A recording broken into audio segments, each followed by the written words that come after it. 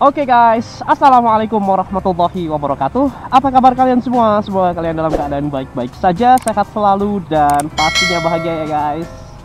Balik lagi sama gua Aldi di channel YouTube Aldi Ride. Dan seperti biasa guys, pagi-pagi riding menuju tempat kerjaan gue.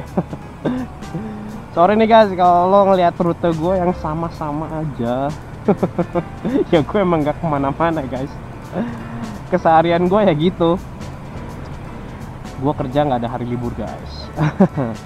Jadi kalau kalian yang punya hari libur bersyukurlah. Karena gue kalau mau hari libur ya gue mesti bikin sendiri hari liburnya. Tanggal hitam bisa jadi merah, tanggal merah biasanya jadi hitam. Jadi kalender gue tuh aneh guys. Oke. Gue juga tadi gue orangnya tuh nggak begitu aktif ya kalau buat sosial media gitu ya, kayak Instagram, Facebook, apalah sekarang ada TikTok gitu ya. Ya gue memang sibuk dan gue juga ada anak istri gitu, jadi lebih gue habiskan fokus gue untuk kesana gitu. Kalau pulang ke rumah itu HP udah pasti gue taruh lah gitu, nggak pernah lihat. Nah tiba-tiba gue coba buka-buka lagi, terus gue lihat berita mengenai anjay. Anjay ya dilarang sekarang guys. Aduh. Bukan dilarang, maksud gue ada orang yang katanya ngelarang anjay gitu. Aduh, gue kocak banget berita-beritanya deh. Cuman berita yang gue dapat dari ya kayak TV, Instagram gitu ya, ya corona sih guys. Aduh, selain tadi anjay, ini corona juga jadi ini nih guys. Aduh, ya sebisa mungkin jangan inilah, mesti aware tentang corona sih. Ya lo gila aja guys, sekarang sehari tuh udah di atas 3000. Ya, jadi selalu bener-bener walaupun memang ada isu-isu gitu kan, misalkan memang ada vaksinnya tuh yang Sinovac itu memang udah tes uji klinis, dan beberapa ada obat penggantinya juga gitu, obat yang bisa digadang-gadang bisa membunuh corona lah gitu. Tapi jangan senang dulu, gimana pun juga kalau pertambahan coronanya itu terlampau tinggi gara-gara kita lalai, kapasitas rumah sakit jangan sampai kalah lah gitu. Ibaratnya jangan sampai kapasitas dokter, kapasitas rumah sakit tuh kalah sama pertambahan coronanya. Nah makanya untuk melandaikannya itu, grafik peningkatannya itu maksudnya bukan berarti tidak ada penularan ya. Bisa jadi mungkin saja pasti ada, cuman penularannya tuh nggak sepesat yang kita bayangkan gitu. Kita pengen penularannya itu agak sedikit inilah bisa dikontrol lah gitu, supaya pertambahan jumlah pasien yang sembuh, terus kapasitas rumah sakit itu bisa bekerja optimal.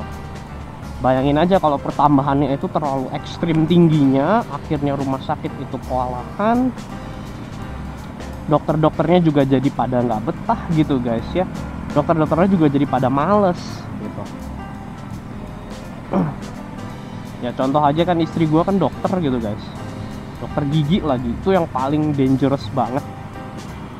Gua itu bener harus, bahkan ya sorry to say ya, nggak semua klinik atau rumah sakit punya ATK yang lengkap gitu. Bahkan awal-awal suruh mensuplai ATK-nya sendiri, sampai dokter-dokter juga bingung kan ya, demo gitu ya. Untung istri gua mah ya udahlah, nggak apa-apa, gue beliin gitu kan. Udah berapa butuhnya baju yang tuh namanya apa sih kalau buat corona tuh, yang baju putih nutupin semuanya gue nggak tahu lah, pokoknya jaket full gitu kan.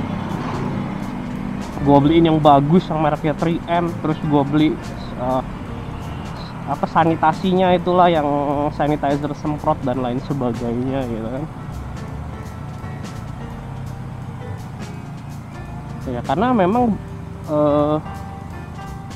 pihak klinik atau rumah sakit memang ya nggak nggak prepare gitu.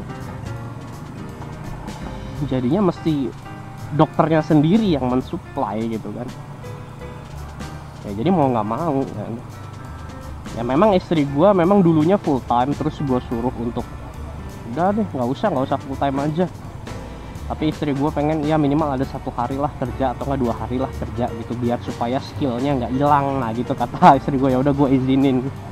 Jadi 2 hari dalam seminggu, itu pun cuma beberapa jam doang. Gue pengen istri gue lebih fokus di rumah, tapi takut banget gue guys.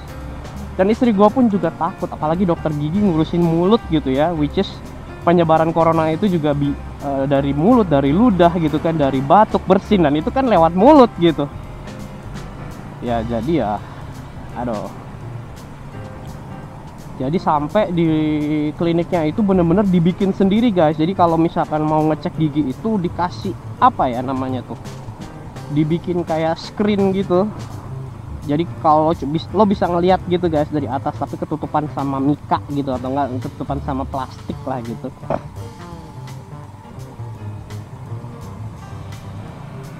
Dan itu pun juga ya lo lihat sendiri kan, banyak berita yang ada di YouTube gitu atau nggak di Instagram gitu, banyak kan kayak orang datang nggak pakai masker ditegur malah marah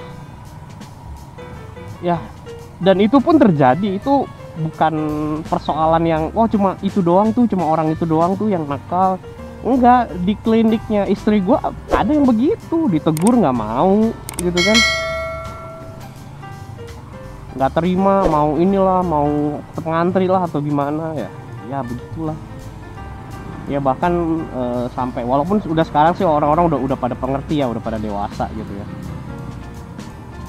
Ya cuman sebisa mungkin inilah guys, biar cepet corona itu tuntas ya. Banyak perusahaan juga, teman-teman gue pebisnis juga banyak yang sorry to say gitu ya, KO gitu ya. Dan itu stres banget sih ya, apalagi kalau udah berkeluarga, punya anak, punya istri gitu kan, belum lagi cicilan rumah sana sini gitu. Ya gue cuma menghimbau aja kepada kalian semua juga ya, ayolah sama-sama kita pakai masker, pakai hand sanitizer ya, hindari berjabat tangan gitu ya. Terus juga kalau memang bagi mungkin umat muslim gitu yang sholatnya ke masjid, ya memang ada beberapa masjid yang udah pakai standar protokol kesehatan gitu. Kayak contoh masjid yang di deket toko gue tuh, dia udah dijeda tuh 1 meter dan takmir masjidnya masker, kalau ngelihat ada yang itu langsung bagi-bagi aja gratis gitu. Jadi kalau ada yang nggak pakai masker kasih gitu, dan harus mau. Cuman beberapa yang gue lihat, ada beberapa masjid juga yang masih inilah gitu, masih lalai gitu ya. Bodoh amat lah jamaahnya nggak pakai masker, nggak pakai apa ya. Setahu gue juga dalam agama kalau misalkan ya ada hadisnya lah, kalau gue umat muslim gitu, ada hadis yang menyatakan bahwa kalau ada taun gitu ya, ada wabah gitu ya, lo ya menjauh gitu.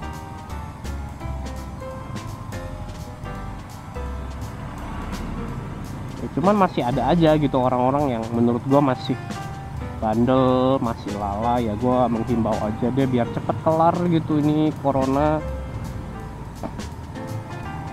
Kalau sampai pemerintah memperketat lagi peraturan gitu kan untuk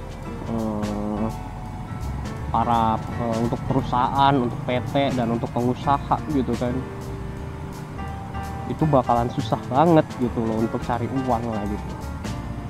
Dengan banyak perusahaan yang harus mematuhi protokol corona kan, pasti ada kos berlebih yang harus dikeluarkan oleh perusahaan tersebut gitu guys ya. Belum lagi jam kerjanya mungkin mesti diukur, nggak boleh terlalu malam ya. Kenapa? Karena dengan banyak orang pengangguran gini, tingkat kriminalitas juga naik gitu kan. Jadi orang mungkin udah nggak mau lagi kerja malam gitu loh. Jadi ibaratnya untuk menuhin shift malam, kalau memang pekerjaannya itu adalah manufacturing, biasanya kan malam 24 jam mesin harus on kan, biasanya ada beberapa lah gitu. Orang jadi nggak populer yang shift malam, akhirnya biar mau shift malam mungkin harus digaji lebih besar ya. Karena resikonya tinggi juga kalau lo pulang malam gitu kan. itu. Dan gua rasa ya gue cuma ngajak aja sih dengan vlog gua yang singkat ini. Gue juga kaget lihat pertambahan corona yang terus-terusan bertambah sangat tinggi.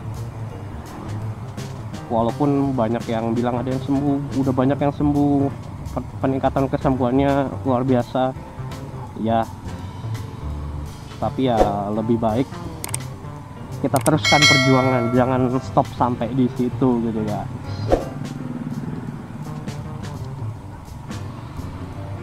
Ya, bicara selesai masalah corona nih. Gue kemarin pas nonton reviewnya CBR 250RR, ternyata CBR 1000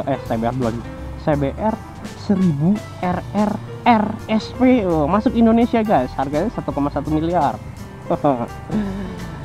Dan itu bener-bener motor yang menurut gue ini banget sih. Biasanya kalau gue lihat review-reviewnya yang CBR 1000 SP itu yang dulu ya, itu tuh lebih dibuat untuk masih sedikit nyaman lah, rideable lah. Tapi yang ini katanya ya, nah gue juga belum pernah pakai. Katanya tuh dibuat lebih agresif, dibuat lebih bongkok, bener-bener kayak ergonominya untuk ergonomi pembalap lah gitu, buat racing bener-bener. Jadi katanya beda banget ya, settingan suspensinya dan lain-lain sebagainya bener-bener disetting untuk track use only. Dan gue juga bingung ya kenapa yang di Indonesia itu masuknya yang SP. Sebenarnya gue lihat di review-review luar negeri itu kayak Motorcycle Magazine, Visor Down itu udah review yang biasa, yang non SP. Yang non SP ada warna hitam kalau nggak salah. Ya jadi bedanya dia nggak pakai electronic suspension. Kalau nggak salah depannya itu bukan Öhlins, tapi Showa. Mirip-mirip kayak Showa-nya ZX10 atau ZX6R gitu ya. Kayaknya menurut gue yang itu tuh lebih oke sih ya. Mungkin harganya juga bisa ditekan lebih murah ya, siapa tahu kan 1000 cc nya Honda itu harganya bisa jadi lebih friendly lah. Soalnya ZX10R aja kan 400 jutaan guys, yang menurut gue udah oke banget lah. Kalau yang Honda ini kan bikinnya selalu mahal-mahal guys. Mungkin kalau non SP nya masih di angka 800 juta, 2 kali lipatnya ZX10 gitu ya. Waduh, udah gue mau nyampe lagi, belum bahas ini nih. Belum bahas full. Wanjay, R25 keren. Oke, udah kalau gitu guys, gue udah mau sampai. Thank you banget yang udah nonton. Please kalau suka jangan lupa subscribe dan klik like-nya. Oke guys, ya udah kalau gitu, thank you for watching. See you next video. Wassalam.